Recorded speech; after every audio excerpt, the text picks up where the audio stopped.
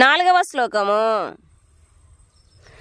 సాంఖ్యయోగౌ పృథగ్ బాలాః ప్రవదంతి న పండితాః ఏకమప్యాస్థితః సమ్యాగుభయోర్విందతే ఫలం.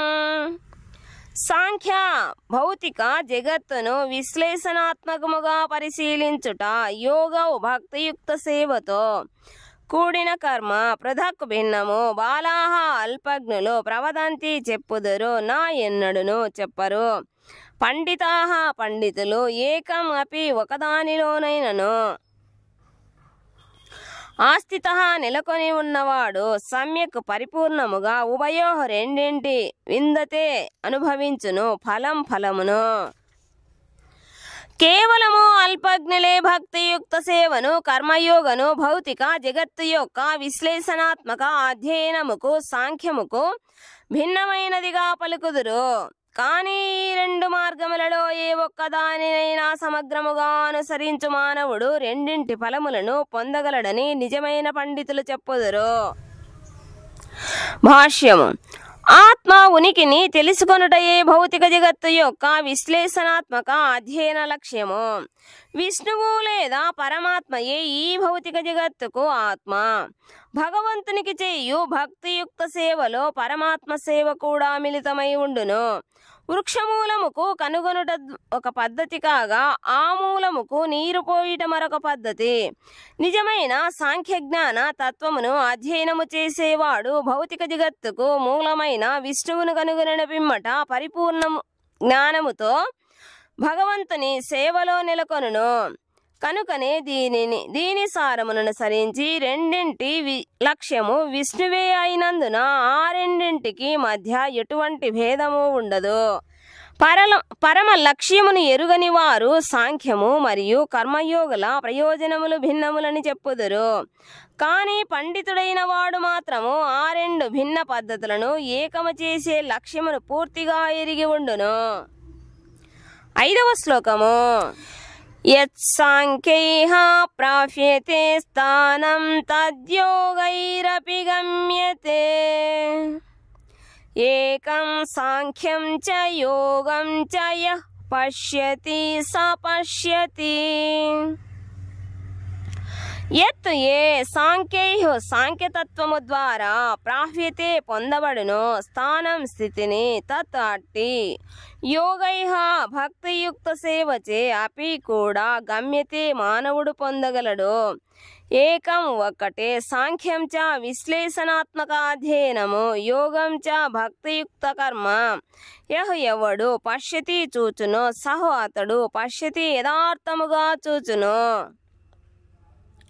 సాంఖ్యతత్వపు విశ్లేషణాత్మకమైన అధ్యయనము ద్వారా పొందబడు స్థితిని భక్తియుక్త సేవ ద్వారా కూడా పొందబడనని ఎరిగి అట్టి సాంఖ్య మరియు భక్తి యోగము రెండును ఒకే స్థాయిలో ఉన్నట్లుగా గుర్తించువాడు యథార్థ దృష్టి కలిగిన వాడగును. భాష్యము. జీవిత పరమలక్ష్యమును గుర్తించుటయే తాత్విక పరిశోధనల వాస్తవ ప్రయోజనము. జీవిత పరమలక్ష్యము ఆత్మానుభూతి అయినందున ఈ 2 మార్గములలోని నిర్ణయములలో ఎట్టి భేదము ఉండదు. సాంఖ్య తత్వ పరిశోధన ద్వారా జీవుడు భౌతిక జగత్తు అంశ కాదని సంపూర్ణుడైన పరమాత్మని అంశననే ఒక నిర్ధారణకు వచ్చును.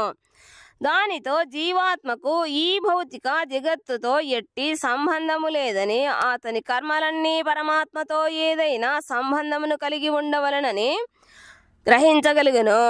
అట్టి కృష్ణ చైతన్య భావనతో కర్మ చేసినచో అతడు తన నిజస్థితిలో నెలకొనినట్టి వాడగును. మొదటి పద్ధతిలో సాంఖ్య విధానములో మానవుడు భౌతిక పదార్థము నుండి అనాసక్తుడు కావలెను. రెండవ పద్ధతి అయిన భక్తి యోగలో అతడు కృష్ణ చైతన్య సహిత కర్మలలో పూర్తిగా ఆసక్తుడు కావలెను. బాహ్య దృష్టికి ఒక విధానములో అనాసక్తి, మరొక విధానములో ఆసక్తి గోచరించినను నిజమునకు 2 పద్ధతులు ఒకటే. భౌతికత్వము పట్ల అనాసక్తి మరియు శ్రీకృష్ణుని పట్ల ఆసక్తి రెండును ఒక్కటేనని విషయమును గ్రహించగలిగిన వాడు యథార్థ దృష్టిని కలిగి ఉండును. 6వ శ్లోకము.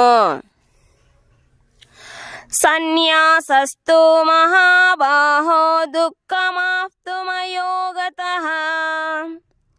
యోగయుక్తో మునిర్బ్రహ్మణ చిరేనాధిగచ్చతి. సన్యాసాశ్రమము తూ కాని మహాబాహో గొప్ప పరాక్రమముతో కూడిన భుజములు కలిగిన వాడా, దుఃఖమును ఆప్తం పొందుటకు అయోగత భక్తియుక్త సేవ లేకుండా యోగయుక్త భక్తియుక్త సేవలో నెలకొనినట్టి ముని ఆలోచనాపరుడు ముని బ్రహ్మ పరబ్రహ్మమును నా చిరేన శీఘ్రముగా అధిగచ్చతి పొందును.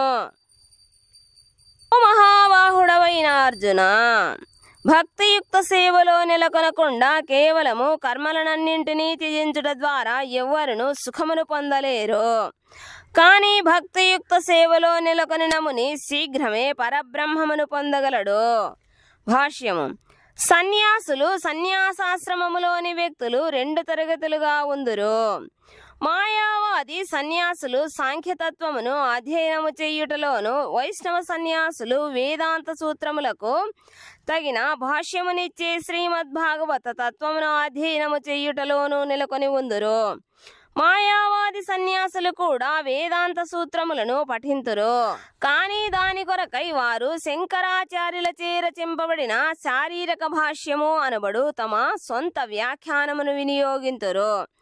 భాగవత ధర్మ సంప్రదాయముకు చెందిన సాధకులు పాంచరాత్రిక విధానముననుసరించి భగవంతుని భక్తియుక్త సేవలో నెలకొని ఉందురు.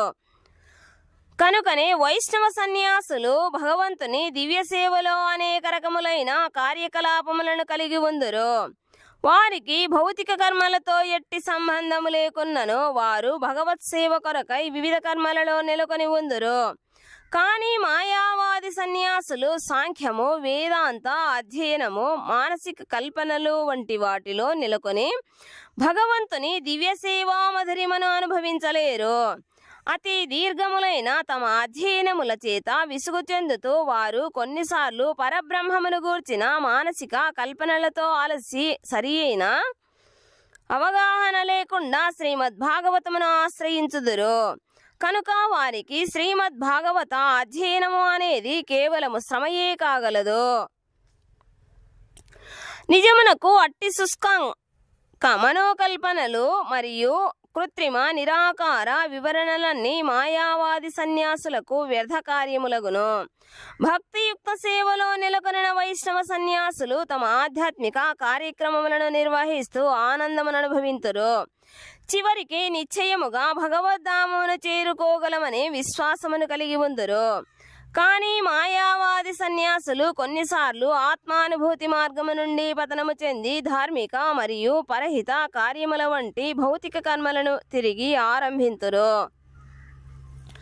సారాంశమేమనగా ఏది బ్రహ్మము ఏది బ్రహ్మము కాదనే మనోకల్పనలలో నెలకొని ఉండు మాయావాది సన్యాసుల కంటెను కృష్ణ చైతన్య సహిత కర్మలలో నెలకొనిన వారు ఉత్తమ స్థితిలో నెలకొనినట్టి వారగుదురు.